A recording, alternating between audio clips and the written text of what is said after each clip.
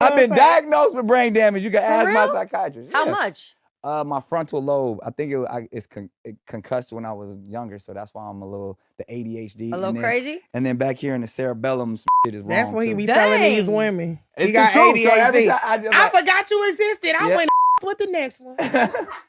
got brain damage, baby. Wow. Don't blame me, brain the brain. Now, in this video, Nick Cannon is poking fun at having a diagnosis of concussion, but we know that it is not a fun thing to poke at, right? But what I did want to discuss is what exactly was the type of injury that he had, because he said that he was concussed in his frontal lobe, but he also had some cerebellar involvement, which means that his brain was damaged in the front and the back.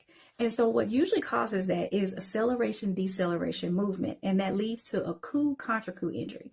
So acceleration, deceleration means that the head is moving rapidly forward and backward. The brain on the inside is also doing the same thing, which means that it is making contact with the skull in the front and the back. Cerebellum is more involved in like motor skills, motor learning. It has to do with our balance, our equilibrium, but also like the timing and the accuracy and coordination of the muscles that we use throughout the body.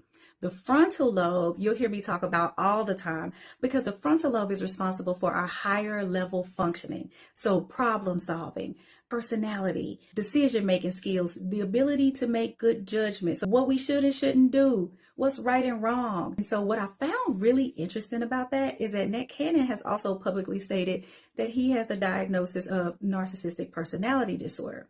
And so there have been some studies that found that narcissism was one of the most common post-TBI personality disorders, and that men were more likely to have the diagnosis. There was another study that said that narcissistic personality disorder was more associated with people who had more intact brain function or higher levels of intelligence or intellectual ability. But when it comes to concussion and mild TBI, it doesn't necessarily impact a person's intellectual skills.